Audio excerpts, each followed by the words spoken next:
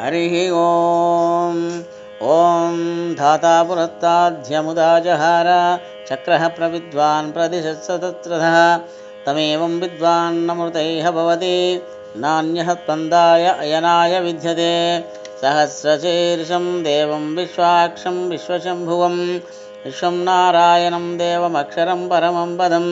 विश्वतः परमान्नित्यं विश्वं नारायणघुम्मरिं विश्वमेवेदं पुरुषदत्विश्वमुपजीवतिं पतिं विश्वस्यायेश्वतकं शाश्वतं शिवम् अच्युतं नारायणं महाज्ञेयं विश्वात्मानं परायणं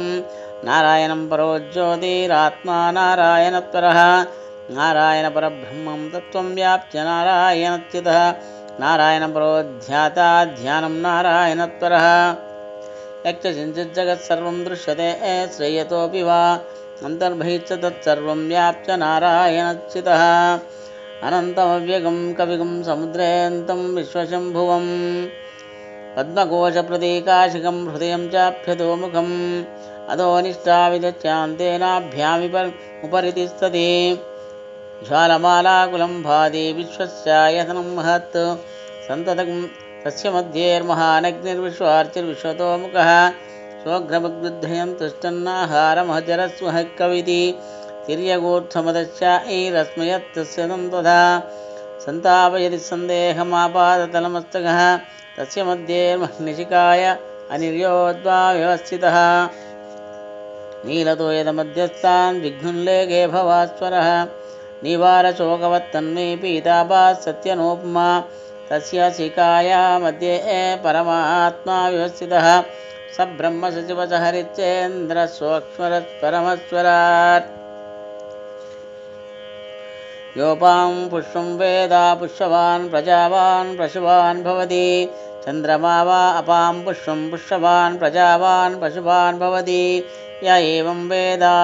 योपामायतनं वेद आयतनवान् भवति अग्निर्वा अपामायतनं वेद आयतनवान् भवति योऽग्नेरायतनं वेद आयतनवान् भवति आपो वा अग्ने आरायतनम् आयतनवान् भवति य एवं वेद योपामायतनं वेद आयतनवान् भवति वायुर्वा अपामायतनम् आयतनवान् भवति यो वायेरायतनं वेद आयतनवान् भवति आपो वै वायेरायतनम् आयतनवान् भवति य एवं वेद योपामायतनं वेद आयतनवान् भवति असौ वै तपस्नापमायतनम् आयतनवान् भवति यो मुष्यतपता आयतनं वेद आयतनवान् भवति आपो वै अमुष्यतपता आयतनम् आयतनवान् भवति य एवं वेद योपामायतनं वेद आयतनवान् भवति चन्द्रमा वा अपामायतनम् आयतनवान् भवति यच्चन्द्रमसा आयतनं वेद आयतनवान् भवति आपो वै चन्द्रमसा आयतनम् आयतनवान् भवति य एवं वेद योपामायतनं वेद आयतनवान् भवति नक्षत्राणि वा अपामायतनम् आयतनवान् भवति।